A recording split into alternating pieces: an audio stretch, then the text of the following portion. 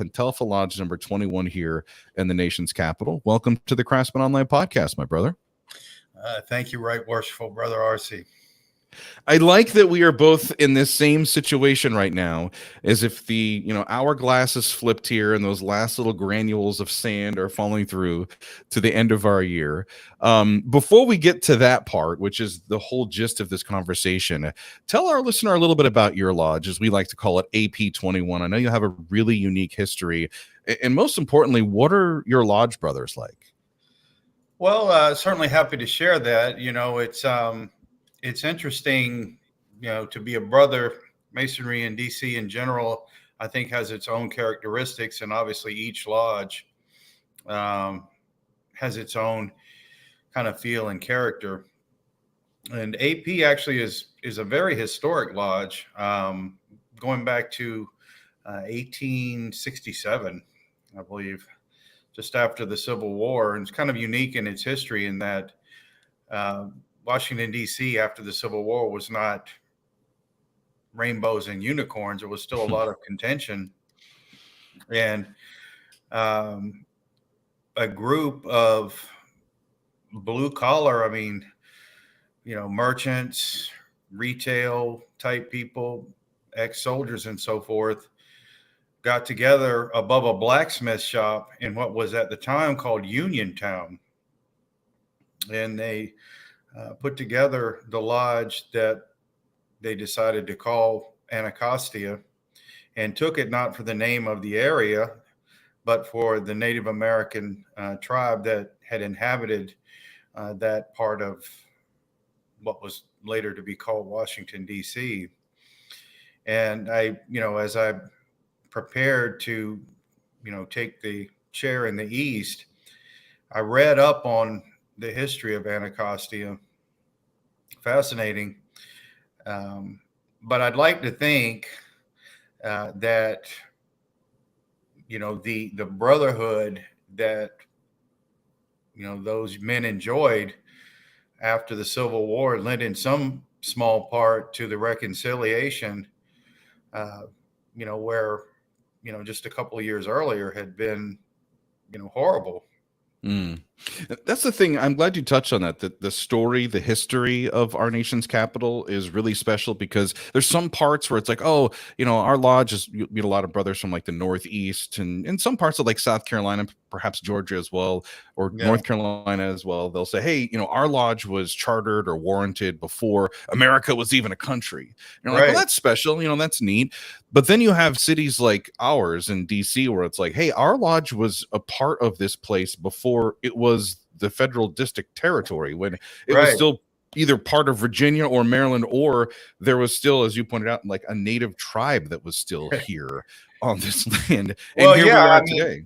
Yeah, I think that's kind of fascinating, because, as old as Masonry is, there's always another part of that tradition that, once you kind of go beneath the veneer, is very fascinating. And, to our brothers whose lodges were set up before this was a country, good on them, right?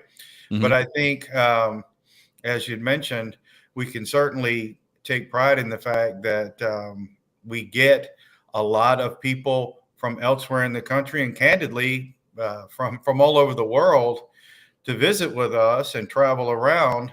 And it's always interesting to hear feedback from those brothers, because my experience has been, it's been very positive, almost to a man. And that's the other neat thing about this jurisdiction, is our listener might be able to pick up. We are both in DC. We are both DC Freemasons.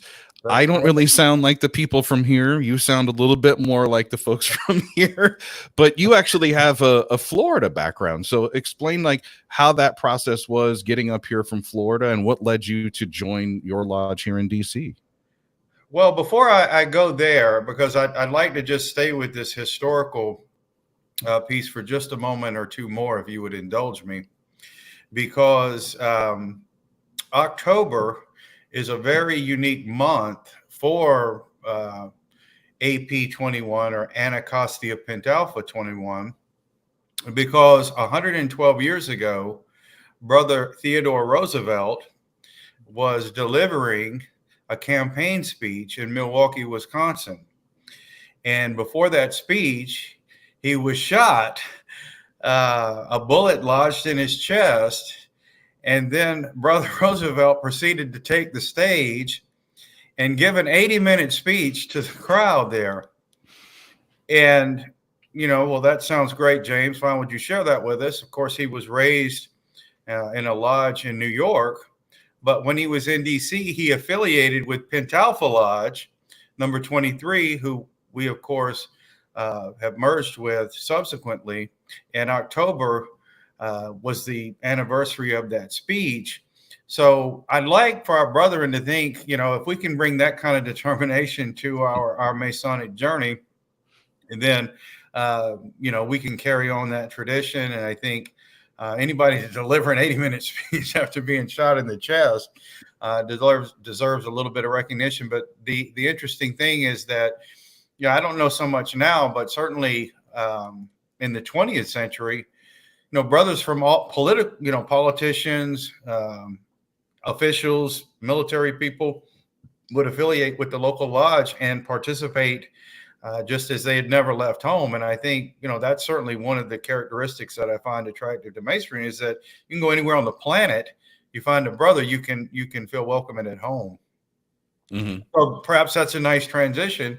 If you think about lodges in other states and areas, you might go to an area where you've never been, and you see a lodge or see a brother or, what have you, you can strike up a conversation and be very, very comfortable. And I think, if I think about the lodge my grandfather was in, who subsequently he's been dead for years. I feel very comfortable if I were just to show up there.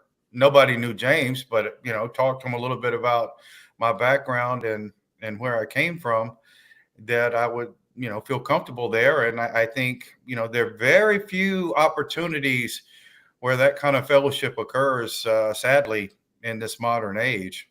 Mm. And this would be back in the real Florida, as you've educated. That would be in the Panhandle, yeah. The real Florida is, just south of Gainesville, north and west to Mobile, Alabama, or Pensacola, Florida. Yeah, mm-hmm. I remember that lesson. So you find yourself in D.C. You go to knock on the door of a lodge. Why did you choose AP 21? Well, it's interesting. I don't know that my story is unique, but in coming to DC, but one other organization that I am involved with is the Sons of the American Revolution. And when I came to DC, DC is made up of networking and so on and so forth. And, some of the members of that society were involved in AP 21. And so it just seemed like a natural fit. Beyond that, I don't know, there's not really anything more compelling than that. But the interesting factoid from that is, if we think back to the American Revolution, we have a country because, in large part, the effort of brothers that walked, this journey before us, specifically, Brother Washington, who was raised down in Fredericksburg, Brother Franklin, and so on and so forth. It, is a convoluted way around, but at this, kind of ended at the same spot, so to speak. No, I totally get it. As someone who's also an American history fan, hearing a lot about that. And then, of course, did you know they were Freemasons? I was like, I kind of had an interest in doing this thing. And, let me go to this lodge and see what they're all about. And then you walk in and you're like, oh, my gosh, there's a picture of George Washington right here. Like, you'll find him in just about any Masonic Lodge in North America. Yeah. And it was just like, wow, okay, now you've really got me and I'm interested in this. And it's my favorite thing about traveling across our lodges. One more question before we really get into our time in the East. And that is a question I like to ask every worshipful or past master that comes on the program. When you first came into a Masonic Lodge and it was either pointed out to you or you saw it and you're like, what's the deal with the guy that wears the hat, that's got the gavel in his hand? Everybody calls him a master. Did you ever see yourself wanting to be in that chair or even sitting there someday? Well, the short answer is no. And not because it wasn't attractive to me. It just, I guess I have a lot of Masons in my family, and to my knowledge, none of them had ever been in the East. And so it really wasn't something that I had even contemplated or put on my bucket list, so to speak. But what I will say, and this is perhaps a better answer to the question, is when I did petition to join AP 21, it was never any kind of conversation about, hey, James, go sit on the sidelines. It was always when you're in the East. I mean, it was like, you're in this lodge and you're going to, work your way to the East. And of course, you take the third and you're just like, I need to get my arms around this thing. And so it didn't really dawn on me until I was sitting in the steward's chair. Oh, what have I gotten myself into here? Now, how quickly was that after you got raised? Was it like the next meeting, or did they at least? No. It was probably maybe 2 or 3 years. Oh, okay. After that. Yeah. So, I mean, it wasn't like, hey, jump in with both feet, but it was a conversation about, well, when you're doing this, and look, I had a lot going on in my personal life at the time. So I really just like, okay, yeah, tell me about that later. I got something going on here.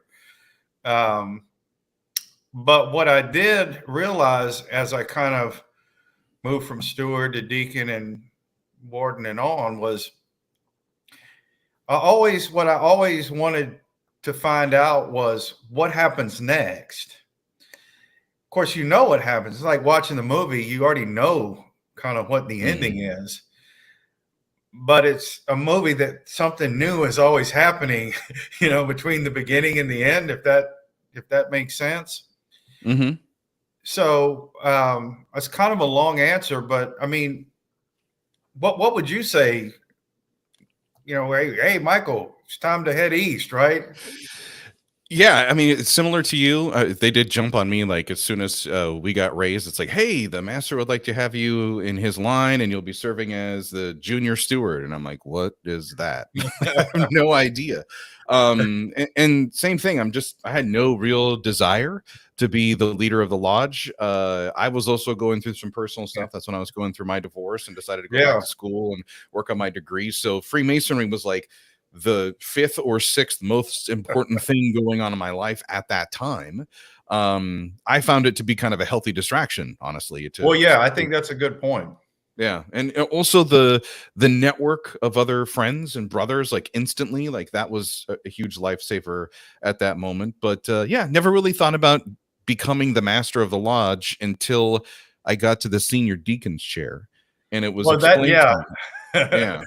Because it's like, wait a minute, this is coming pretty quickly.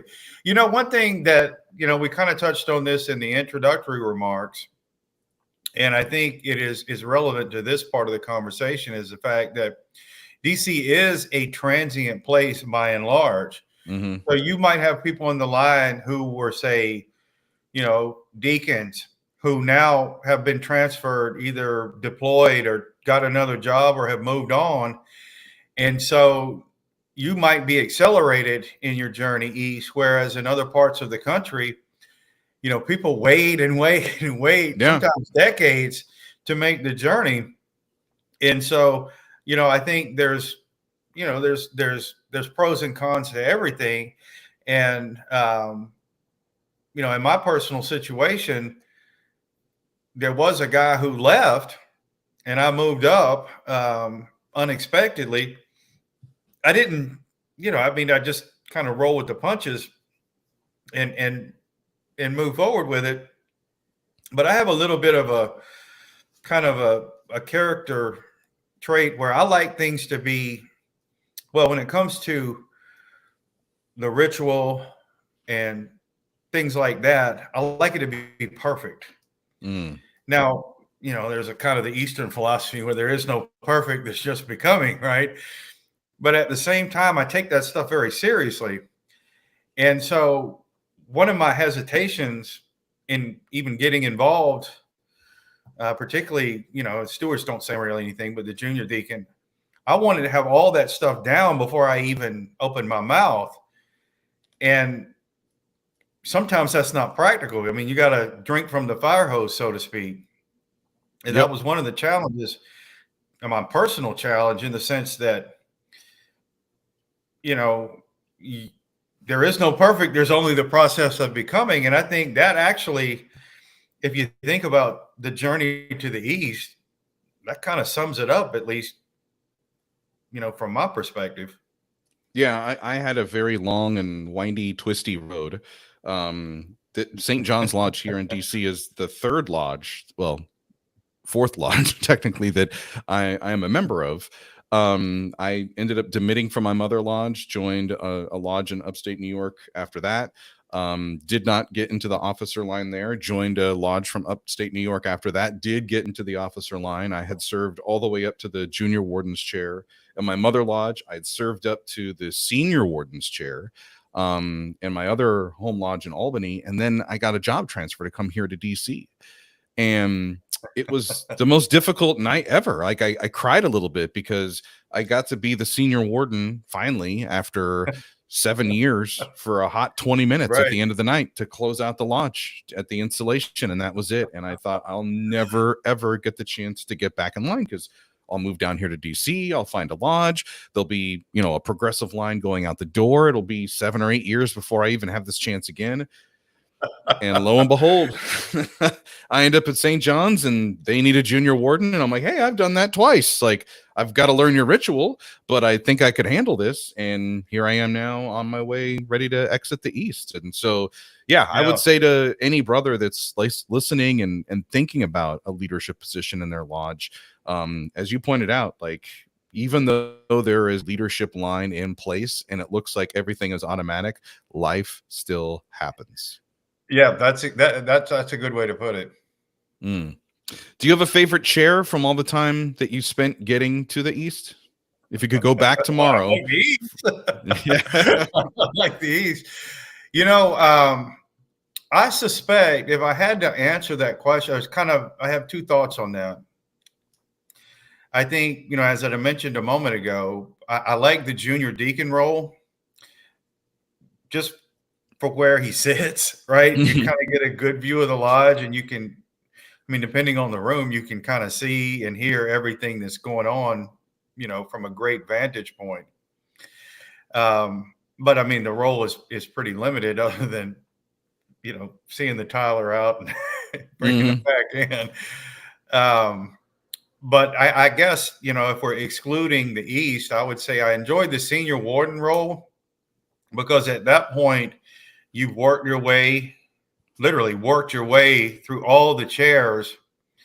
And, we talk about the labor, if you will. And I would say the labor, obviously, learning the parts and, participating in the ritual and doing all the little things that got you there, is kind of the best role, because you can now see the payoff. And I don't want to kind of use that in a transactional way, but, okay, this is really cool, because next year I'm in the East. So, it's kind of I would say arguably the beginning of the journey and the last stop before, I wouldn't say the end, but certainly the next stop. Yeah, no, and I'm with you. I think for brothers that are listening that are like, there's some reservations I have about wanting to be master. I'm not a good speaker. I have issues memorizing the ritual. I don't know how to put together a budget. I don't want to be in charge of everything. I don't want to have to deal with speakers and dinners and all of the other ancillary things that come up. I'm like, here's the cool thing. As you kind of pointed out, every single chair that you go through, it's more than just learning the lines for that chair and then studying the ones for the next chair, but it's also another year of experience that you're getting. And those relationships, then that's the most important, and to me, most valuable thing as master of the lodge, is knowing where your talents are, where your skills are, like where your guys are, and who your go-to people are at key moments. Oh yeah. That's definitely definitely critical and has been extremely helpful for me, as this year has progressed. Um, the other thing I would think that, for brothers who may be listening to this, and this might sound like basic blocking and tackling, but if you're not quite sure of, hey, is this for me or not, just pay attention to one of those roles. Next communication, just watch everything one of those officers does. I mean, obviously pay attention to what's going on, at the meeting, of course, but just like deconstruct one of those roles as much as you can. And then when you get home or have some free time, kind of do some of your own research, because that was one of the things that was very helpful to me. I mean, there's no shortage of Masonic literature, none. Yeah. And if you took one of those roles and tried to kind of deconstruct it, and I'm a very analog guy, I kind of write myself notes, not in Lodge, but things that I want to kind of follow up on. And if you go through, Mackie or any of the authors, Claudia or whoever's out there, and do some of your own research, and the picture really starts to come together in a way that you're not going to get just showing up, doing the meeting, and going for refreshments later. So for those that, and people like to go down rabbit holes, so why not make this one of them, right?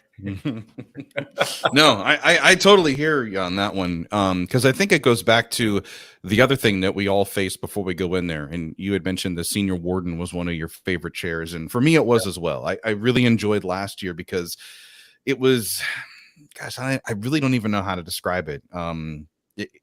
It was, you could see where the next step was, Right. and your perspective has changed because now, at least in the lodge room, you're sitting across from the Worshipful Master. So now you're seeing the transaction of the business meeting, the interaction from everyone. You're a little bit more engaged, but you're still on the other side of the room. And I was really looking forward to, how would I handle this situation if I was there? Well, yeah, exactly. Yeah. And I think you start working through that. And I think that that's the other thing too, is that you'd be lying if you didn't admit that I had a reservation. I had some concerns. I was a little nervous about this or that. What was the thing that kind of kept you up at night a little bit, thinking about your year to come as Master of the Lodge? Well, you're certainly right about that. I think it really did not dawn on me, the gravity, until I had passed my 86. Right. So you got to explain for folks outside of our jurisdiction what that means. We have to demonstrate proficiency, right? And for all degrees. And I apologize for not being clear about that. But well, no, it's okay, because it's interesting in each jurisdiction.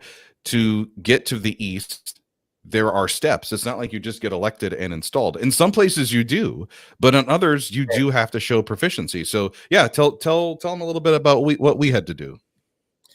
So, well, of course, there is a written test, which, it comes with all the fun that any written test comes with. I was actually kind of surprised at the in-depth answers that were required for some of the questions. And of course, there's scenario-based questions and code-based questions, and all of these things I think are very important. Particularly, I mean, not just Masonry, but if you're running any organization, you kind of need to know what the rules are. And as I'd mentioned, I'm a very analog guy. Putting pen to paper, not literally. We did it on a computer, on Word, Microsoft Word, but that kind of stuff is great. But then there's the test of opening and closing and purging a lodge on all 3 degrees, done with the grand lecturer. And you got to know all parts. All parts. Yeah. All parts. So going back to what I was saying about the senior warden, thankfully, when I was senior warden, we opened on all 3 degrees throughout the year. So a lot of that stuff was fresh for me. Now, at the time, I thought it was a colossal headache. Oh, we're on the first. I got to remember, this part or that part. Well, when I was sitting there, can we mention people's names? I mean, Sure. So I was sitting there with Chip and thinking back. I'm invariably you draw a blank with that much information trying to, remember it. I would focus back to one of those times where we had opened on, the second or the first or the third or whatever it was, and I could immediately recollect where I needed to be. Now, thankfully, that there weren't too many instances of that, but I mean, when you're sitting in the Grand Lodge, you might know it cold. You'll still draw a blank. Yeah. Yeah.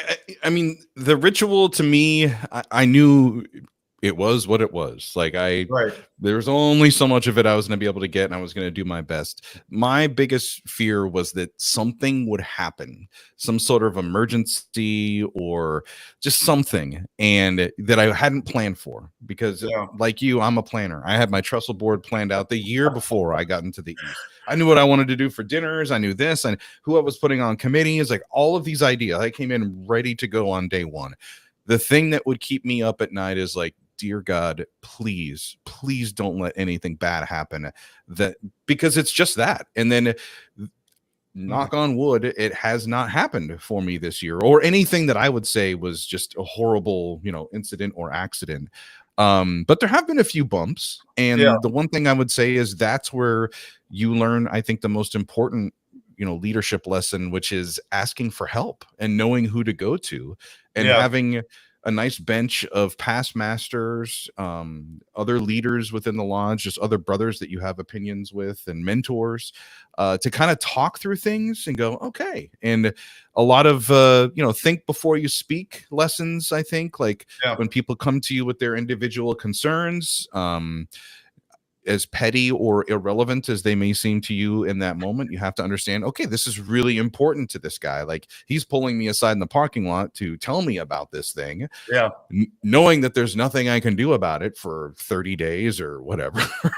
But it's just hearing everybody out and trying to be there for them. And like you said, like, I will really miss, we're recording this before our final meeting when we hand over the gavel and the charter and we get that title of being a past master. But this has been my favorite chair, being the East. Do you have any plans of ever making the great worshipful brother James Pender comeback tour? Well, before we go there, something you just Michael, no, I mean, this is relevant. Well, I'm going to answer the question, but you had mentioned being concerned that something could go wrong and, something may pop up. And going back to, everything that we're talking here, it is kind of like actually doing masonry. We're building upon block. So one of the benefits of actually going through the chairs is that you have some understanding of what potentially could go wrong. And having sat in that chair, you have some idea, to your point, when a brother comes with something that may seem trivial, you know exactly, or not exactly, but have a good idea of where that perspective is coming from. And I think, to your point, you're right to be concerned about it. But thankfully, going through the line like that, you at least have some perspective, perhaps about why that's concern, and if not why it's a concern, at least how to address it. And I think you made it, well, we can't do anything for 30 days. But in the meantime, you certainly have the opportunity to reach out to brothers in your lodge or some other lodge to understand like what the solution might be, because I've got a pretty good feeling, as old as this craft is, that somebody's faced that problem and found a solution to it. Now, to answer your question about the comeback tour, I never say never, right? So I think there's always that possibility. I think a better question is, what would you do differently if you come? I'm not going to say when, but if you come back. And I do think there are certain things that I would do differently, just because, going back to what we were speaking about a moment ago, there were a lot of things that I had to put together. I'm not going to say at the last minute, but certainly in a very short time frame, because I didn't know anything about that. And so should the opportunity present itself again, now that stuff will be on my trestle board to be addressed, and not, a past master going, "Hey, James, what have you done about X, Y, or Z?" And I'm like, "What do you mean? I didn't know I was responsible for that." Right. And, having that insight would allow me to address, those potentialities if they occur. Yeah. A little bit more, if I could go back in time, that kind of thing. But perhaps do it a little bit differently, or a little bit, not necessarily differently, but more effectively, or not even that, more efficiently, I think might be a better way to describe that. Let's get to lessons learned. I think Sure. this was the 1 year for me personally, professionally, and Masonically, that I learned a whole bunch. I didn't really expect that, at least not as much. I thought it would be an interesting experience. I thought I would get to learn more about my brothers, but I kind of felt like at this point, like, to be the leader of the lodge, you should be a pretty good, strong leader. I didn't realize that there was still more left in that end zone to score the touchdown. What was your big takeaway from this year? What was the one thing you learned? Well, one thing I learned, and I think, perhaps this separates Masonry from any other type of organization you might get involved with. And if you just indulge me for a moment, I'm going to talk a little bit about the beginning of my journey as master. So, you pass the test, you're elected, you pass the test, you're getting your budget, you're getting your line in order, and you're sitting there in January, nervous as can be, but it comes off fine. Well, personally for me, before the February communication, my parents, my dad, had a terrible accident, and I had to leave Washington, D.C. to go help my mother deal with that. My brother, of course, came, and we dealt with it. But the time frame was short. I mean, maybe a week before the February communication. As luck would have it, one of the brothers called me just to check, just to say hi, and could tell something was wrong. And I explained what was going on. He said, "James, don't worry about a thing. I'm going to call the senior warden tonight. Take care of your business there. We're going to get everything handled for February." So, of course, I was, I just got in the East. I'm nervous as can be. What do you mean? So that, I was down there helping my parents out. I mean, it was a terrible time. I didn't even know my dad was going to make it or not. So, I mean, I had a very intense focus on that. And so I called in the day after our communique on a Tuesday. We meet on Mondays. They said, "James, everything went fine." Well, I felt like the world had been lifted from my shoulders because, kind of going back to what I was saying earlier, I like things to be done right.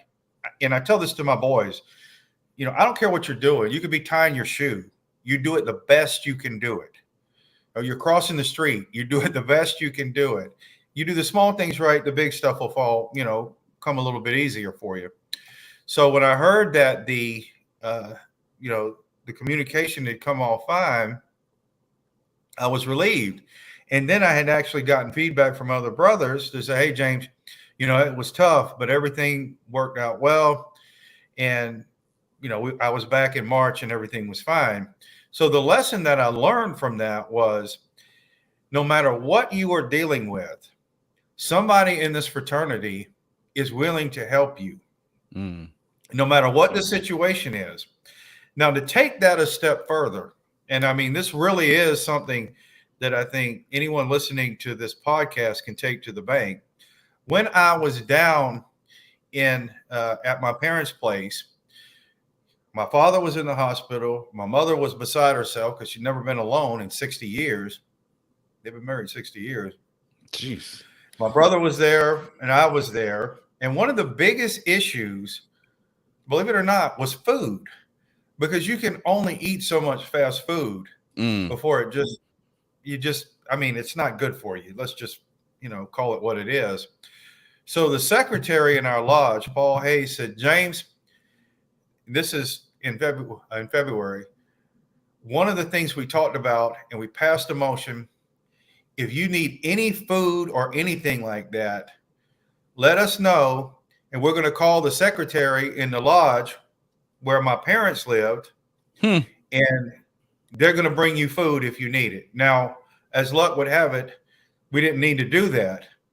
But the idea that I'm in Washington, D.C., I'm not in Washington, D.C., but there's a lodge there who's willing to bring food to my house for people they don't even know because of the fellowship that we share as Masons. I mean, that's striking.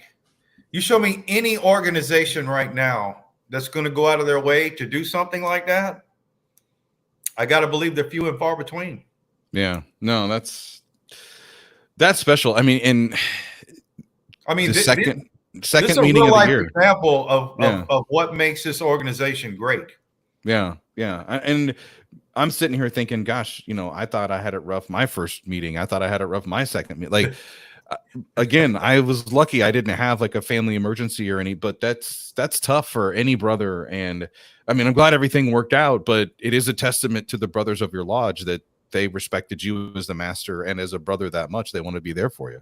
Well, the line stepped up, number one, right? Everybody, and again, it goes back to, hey, what is the guy before me, ahead of me doing, paying attention to that? Now, did they get it 100% right? No. Right? As far as the ritual and all these other things. But I think they took it seriously enough to know that, hey, we can't just flop this thing because James is not here. Yeah. And, you combine that with the fact that not only are we going to step up to make sure this thing comes off successfully, we're going to reach out to another lodge in another state, in another jurisdiction to get help for this brother. Yeah. Yeah. That's amazing. It's moving. It really is moving. And when you're on the business end of something like that, it really makes an impression. It really does. You and I are both fortunate to be members of the Grand Lodge of the District of Columbia. They have a really special event that's unique because we can do it here as one of the smaller jurisdictions in the United States. We have a leadership conference. Right. And we were both in the room for the master's portion of it where we had a little breakout session. And the question was asked, what are you going to do as past master? And for most of us at that point in, I think it was May, we hadn't really considered that yet. We're still like, hey, man, I'm like going halfway through my year here in the East. I'm not even slow your roll. But now that you've had some time to process the inevitable, what do you see yourself doing as past master for AP21 next year and into the future? You mean beyond just grumbling about how the current master does things? Right. That's table stakes. But all kidding aside, one thing that I'm not going to do, I mean, if Providence allows, is just disappear. And, that's one of the things I think, I mean, to your point, being in DC, it is a small jurisdiction or smaller jurisdiction. There is a transient population here. And in all fairness, a master does not want somebody, backseat driving the entire year. So, I mean, I don't see myself fading into the sunset. I'm going to, I don't have a whole lot to do the first Monday of the month anyway. So I'll be there. As far as what I will do, I'll defer to the incoming master for what he would like me to assist with. Again, as I mentioned a few questions back, after the test, it kind of the drinking from the fire hose starts about, so many things that need to be squared away before that first meeting. So, I'll communicate to the incoming master if there's anything I can help with that. Certainly feel free to count on me to do that, because I will say this, and we've talked about a lot of the positives. I think, I'm not going to say it's a negative, but, there is a lot of, how would I describe this? Trial by fire, I guess, right? You don't know what you don't know until something goes wrong and somebody asks you, well, James, why did it go like that? Like, well, I didn't know about it. Well, you should have asked. Okay, but you don't know what to ask if you don't know about it. And so one of the things that I've done over the course of the year, by the way, is to work with particularly the senior warden, and to a lesser extent, the junior warden, to make sure that as they, move towards the east, that they're not drinking from as big of a fire hose, perhaps. I don't think there's any way that you can totally get your arms around, what all needs to be taken care of. And I don't want to be the past master complaining about things that I could have very easily, helped been successful, if that makes sense. Well, no, I'll tell you the biggest lesson I learned from you. I know I asked you that question, but for me, it's learn how to use this thing here, phone. And not talking emails, and I'm not talking text messages. I'm actually talking about, there's these things on there called numbers. And if you push them in an order, it will call a voice on the other end of that line. And I can't tell you how important and powerful that phone call is when you get a brother on the phone and you're like, hey, can I count on you to be here for this or this or that? It's so easy to ignore a text message. It's hard to ignore a live breathing body. Well, and by the way, if the answer is no, that's fine, right? Yeah. Hey, can you do this? No, that's fine. But if I may digress and just share a funny story with you, and this has nothing to do with masonry, but it's hilarious, and it goes directly to your point there.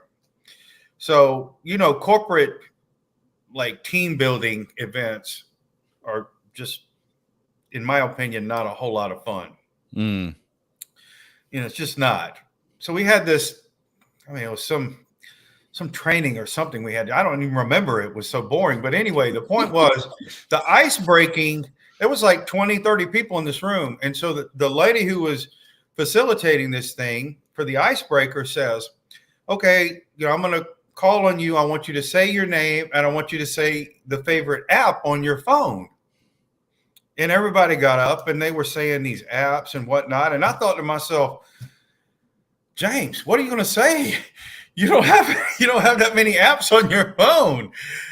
And so he got to me and I said, I really don't know what to say here, because I'm probably the only guy in this room who still uses the phone to call people. And Michael, the place erupted in laughter because they thought I was joking. and I kid you not, that's the way life works sometimes. About that time, literally when the noise died down, my phone rang, and it was somebody I needed to talk to. So I answered the phone and went out the room, and I could hear the lady going, well, and it just kind of went on. And to your point, I think, communicating. We call our meetings communications for a reason, right? And if we need to talk to a brother, to your point, and it's one that's well made, maybe you're not ignoring the text. Maybe you just got 50 texts, right? And you hadn't worked through them yet. And email, to me, gosh, if you get less than 200 emails, tell me how you're doing it, because I want to know, right? Right. I got maybe one of those 200. I've got like maybe one or two that actually are something that I need. And so going back to the phone thing, if I'm reaching out to you by phone, maybe we're calling just to chat. But if it's a brother, I'm calling with a purpose more often than not, right? And so I think, again, this is just the way I conduct myself. If I see your phone call, and we chuckled about this the other night, I think it was like 10 o'clock when you called, right? And I picked it right up. Right, Worshipful. You know, it's funny. This should be its own podcast episode, but it is the most powerful tool in the Worshipful Master's tool belt when it comes to working tools, and that is the telephone, because we all have that. And I just thought about it. I'm like, there's one person where if I'm having dinner with my wife and the Grand Master calls, I'm like, she knows that's the only person I'm going to break from the table to go answer the phone for, Right. because it's the Grand Master. And she could tell because I put on my, hi, Grand Master, how are you Right. this evening voice, you know. But we all have that call, but it's the thing where it's, you know, we're having fun with this, and it is fun, but think of all the movies when the president of the United States has to call a character in the movie and how that changes the tone of whatever's going on in the conversation. And as the master, I feel like you're not overstepping that line. It's not a power trip thing, but don't forget that you have that if you need it. And it is also part of your job as the master. You are responsible, you are accountable for protecting your lodge's charter, but you're also supposed to be, you know, regulating and ruling your lodge with equal regularity. And if you have to call somebody, because I've had a couple brothers on key committees this year that, as you pointed out, probably were not evading me. They probably had other things going on. Right. But I needed to know the answer to a question before we had our next meeting. And I was having a hell of a time trying to get a hold of him. And I was like, you know what? I'm just going to call this guy. And bang, got the answer that I was looking for. So great advice. Well, thank you. And again, you know, I've kind of the mindset that, you know, we could have a text dialogue that goes on for page and page and page, or like, not us, of course, but people could have a 30-second phone call and have the matter put to bed. Absolutely. Let's get ready to close this one out, because I want to be respectful of your time tonight, Worshipful. We're getting ready to pass off the gavel of authority to our successor. Not sure what conversations you have had with your senior warden or master-elect, and probably by the time this episode airs. But what advice would you have for any brother who's getting ready to make that turn and head to the East next year? Well, it's kind of tough. I mean, I think there's a two-part question there. First, you know, as far as senior warden coming up, as I'd mentioned, I've tried to, you know, give good counsel on what to expect, and again, what I could help with if need be. Again, not backseat driving by any stretch of the imagination, and I'm certainly thinking not next year, but for our junior warden, you know, that's going to be the 250th anniversary of the United States. And going back to what we kind of started the conversation with about a lot of the founding fathers who happen to be brothers, I want the junior warden, who presumably will be in the East that year, to have a great year, because I think there's a lot for us to celebrate, you know, not only nationally, but within the craft, for the contributions that those brothers have made. As far as, you know, what I would say to any brother who was contemplating beginning the journey to the East, go ahead and take that step, because it's not like you decide to do it and you're sitting in the East, right? I mean, we talk about the winding stairs, right? That's part of our discussion. And that journey up those stairs, you find things along the way that you're not going to find just watching or participating on the sidelines. Now, some of it, you know, might seem as plain as the nose on your face, and you expect it because, hey, I've seen other guys there. But just speaking personally for myself, you know, again, I like to kind of, you know, look beneath the veneer and, you know, things that I take seriously. You know, there's always eccentricities or little light bulbs that go on and go, oh, now I see why that's that way. Right. And I think the only way to find out more is to begin that journey and experience it firsthand, because candidly, anything that, you might say or I might say could be 180 degrees from what that brother experiences on his journey. I mean, there will be some similarities, of course. I mean, that's what sustained this fraternity for hundreds of years. Some might argue thousands. But that journey, as much as it is going to be through the lodge, in and of the lodge, is still going to be a personal one. And there's a lot of self-discovery that you will find, not you, but we as Masons will find as we take that. And I mean, I can attest to that, personally, because there's plenty of wisdom and insight that, as I mentioned, now you go, oh, now I get it, right? And so the other thing I would say is we think we refer to ourselves, as Masons. And if you think back about the Masonry of the Middle Ages, right, that was not easy work. These cathedrals and all are like, 10 stories high. And these guys were doing tough, dangerous work. Well, the good news is the journey to the East is not dangerous. It's tough, but it's not dangerous. And I think, like anything else that's tough, the reward is certainly worth the journey. Very, very, very well said. It's been a pleasure to get to know you and really get to work with you and become really close, a friend and a brother through this year. And wish you the best by the time this episode airs. I think we will both be ready to hand that gavel over. It'll definitely be falling within that installation night. But I hope you enjoy your last few moments in the East. And I look forward to coming and visiting AP21 next year when we both have a little bit more time. Well, that is indeed much appreciated. And Michael, right, worshipful brother RC, I certainly would wish you similar well wishes in terms of your journey beyond the East. I think that, one thing we did, if I may just speak for a moment or two here, the way that I think that, that we kind of came together.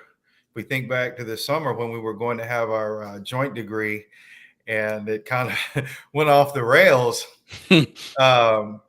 Certainly, we're able to find I think, a very satisfactory solution, and certainly since that time, have enjoyed working with you in the craft, and certainly, as you'd mentioned, as a friend, and look forward to maintaining the friendship and the brotherhood going forward. So thank you very much.